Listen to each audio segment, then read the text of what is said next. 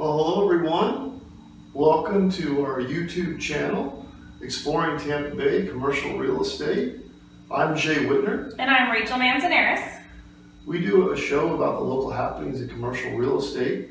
And today what we're going to be talking about is news and transactions that happened in August. And we're going to start with this company, S2A. These people are out of California, and they make manufactured buildings, both residential and commercial. And the factories themselves are very green. They incorporate a lot of solar power and things like that actually is making the modules for the buildings. And as you can see from our headline, they're looking for 3 locations in Florida that are sizable parcels of land, 30 to 40 acres each. And as you can see, they don't look like your traditional manufactured homes. They're very attractive, and they're also very green, incorporating their own solar technology and everything into the homes. And they can put them together faster and more affordably because of how they're making them. And I mentioned before, they're looking to get 3 locations in Florida, and they said in the news article, they're looking for north, central, and south. The yellow dots are my approximations. I don't know exactly where they're looking, but I think that's going to be pretty close to the areas that they're going to want to be looking at. Awesome. Thank you so much, Jay. So next we're going to talk about the Brennan Investment Group. So they're breaking ground in Central Florida on one of the largest industrial developments. This is a huge firm, 11 million square feet in the southeast. Brennan manages about 45 million square feet in the U.S., which is pretty awesome. They've just broken ground, again, for the largest spec building in the state of Florida. So they're looking at putting this building on their 164-acre Center State Logistics Park. This is going to be 1 million square feet, and this will be located in Lakeland. That is massive. So this is a rendering of the distribution hub that they're looking at doing. Because of the pandemic that we've all seen, there has been a huge expansion in online sales, so that's really a push to this market. We've seen locally about 500,000 square feet facilities, or somewhere in that range. We've seen a ton of them go up between I-4 on Tampa and Lakeland. And as you can see, this location is slightly past Lakeland, so it's a little further down Florida 33. There's been very similar plants built around Plant City. Jay? Next we have 930 Central Flats. This is a very recent construction, fancy apartment complex in downtown St. Pete. It was actually finished in early 2019, so brand new really. Sold for $64 million. 218 apartments in the facility, and they range from studios to 2-bedroom apartments. Apparently they didn't think the market was good for 3 bedrooms. And it's located on Central Avenue in the Edge District. It's just around the corner from us. So they're not only brand new, but they have great amenities there for the tenants. And the sales price on this deal worked out to be $294,000 per apartment unit, which is really very high considering there's like studios in there and 1 bedrooms in there, and the biggest thing is 2 bedrooms. That just seemed like a very high number. It is. It is. It's a 6-story facility. The builder was, not the builder, the developer was Bainbridge Companies, and the buyer was White Oak Partners. And they also have some retail in the ground floor to work for the tenants and for people that are wandering around in the Edge District on Central Avenue. And here's the location as shown on the map. It is, as I mentioned, in the Edge District. It's on the eastern part of the Edge District. Rachel? Awesome, thank you. All right, so this is Hyde Park House condo project in Tampa. This new condo will be rising on Tampa's Bayshore Boulevard. So they just broke ground for this. It's a beautiful building proposed, again, on Bayshore, one of the most iconic roads running through Tampa. This 22-story building will house 70 luxury condos. It's a really unique architecture here.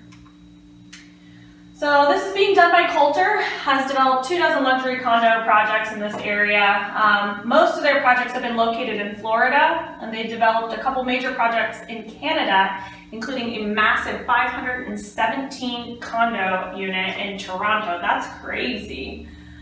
In total, they've developed or are developing over 2,800 condo residences. So this is a rendering of what the drive-up will look like, and very screams luxury to me. This is pretty neat. So the Hyde Park house units range from 1,800 square feet to the jaw-dropping 5,000 square feet for the manor. This atmosphere of Tampa's Hyde Park has helped Hyde Park's house secure over $50 million in project sales, which is pretty neat. And again, this is a rendering from their site. So it's close proximity to Palma Sierra, Hyde Park area, and Davis Island. Again, just sitting along Bayshore here in Tampa. So this one's exciting for us. This is, again, just around the corner from where we're filming right now in the heart of downtown. This is the Red Apple project. So essentially they're announcing that they got FAA approval for the height of their building. So this is going to be 400 Central Avenue. It is going to be the tallest building in St. Pete, so tall that it had to get the FAA approval. This will be over 500 feet tall. Again, the tallest in St. Pete, and this is projected to cost $300 million for this project. This will contain 300 luxury condos. It will also contain a 225-room boutique hotel by Marriott. This will also have office space, retail, restaurants, an observatory, a library, and a theater room, which is pretty neat. And again, as you might expect, it will be at 400 Central Avenue, so right in the heart of downtown. Currently, they cleared this land a couple years ago and it sat vacant for a while. Kind of looks like a park right now, so we've all been really excited to see what goes up here. So what we've been experiencing in the pandemic, among other things, is a huge growth in online shopping. And it really pertains to most of the companies that are in that sector, with Amazon being sort of the poster child of this business. So with all this extra growth, this calls for just a huge amount of growth in the fulfillment centers that all these companies use scattered around the country to deliver all their goods and services. So the article that I was reading says that for every $1 billion of additional online sales, you need another 1.2 million feet of fulfillment center space. So it seems to be a pretty tight correlation between the two. So as they plot the growth of sales, you can tell how much more space that you need to do the stuff. I couldn't resist this picture. If you like old movies, it reminds me of this scene from Raiders of the Lost Ark. Yeah. You know, like putting the Ark in this giant warehouse. This is a million square feet under one roof in this picture. And it's just hard to imagine the size of the thing. 20 acres of floor space in that building. That's crazy. Amazon plans to add 35 million more square feet in fulfillment centers this year. An additional 35 million square feet. And the overall market in the United States alone by 2022 is expected to grow by 333 million square feet. So this is a huge market for anybody that works in the industrial sector all over the country. They're going to be needing these places. For sure. So in addition to all the space for the merchandise, there's a tremendous amount of activity at these places. Semi-trailer trucks are coming in all the time bringing new stuff, and there's like these fleets of all these vans that you see in your neighborhoods, like delivering all this stuff. So they need lots of parking space and maneuvering space, and also space to put gas in these vehicles and service all this stuff. So it's really a huge endeavor, the logistics of doing all this stuff. For sure. Amazon already has over 110 facilities in the United States and 175 worldwide. Wow. So this is a huge sector, even if you just counted Amazon, but there's plenty of other major companies that are involved as well. Awesome. All right. So here we wanted to highlight that Tampa Bay is one of the largest growing tech markets in the area. So Tampa Bay is the 29th largest in the U.S., and it's, again, one of the largest growing markets for us is tech. We support over 50,000 tech jobs in this area. Average salaries in tech are obviously more than double those in non-tech industries. Tampa Bay is leading this with companies like Tech Data, Jabil, and other companies like this. And Jay, you're up. Okay. This is called Wellen Park. It is the image that you see here. This is a very large master plan community that's located in Sarasota County. At completion, 20,000 homes, 10,000 acres.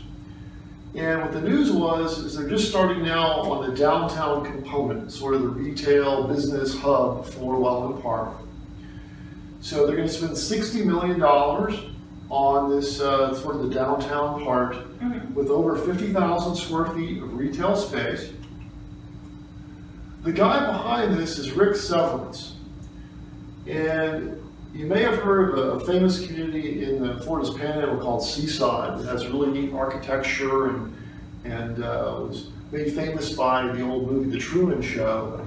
So he has some good street cred to lead an effort like this. And the construction of downtown Wellen Park is going to begin in the fourth quarter of this year. And I don't know that they said in the article what the conclusion time was, the full build out. This is going to be in South Sarasota County. And Wellen Park was originally named the West Villages. So if there's any confusion there, Wellen Park is what the West Villages used to be. Gotcha. Rachel? Thank you. So here we wanted to talk about the hotel industry. With the pandemic, this is one of the hardest hit industries in the world, and the analysts at TREP have done a little research to determine that about 25% of hotels are more than 30 days late on their debt service payments. Prior to the pandemic, only 1% of hotels were delinquent on this. In the US, about 1 in 25 jobs are hotel related. Estimates that about 1 million US hotel rooms are at risk of being lost due to foreclosure. So essentially, to service 1,000 hotel rooms, about 2,500 people are needed. So there is a risk of about 2.5 million jobs being lost here. Jay? So next we have Berkadia, or Berkadia, I'm not sure how they pronounce it. They bought 2 apartment communities in Tampa Bay for a total combined price of $31 million. The first one is the Villas at City Center. This had 128 units, and the sales price for that half of the deal was $15.4 million, which works out to about $120,000 per door, which is interesting comparing that to the 930 Central Flats. That's almost $300,000 per door. These guys got $120,000 per door. Part of it is the old community is built in 1970.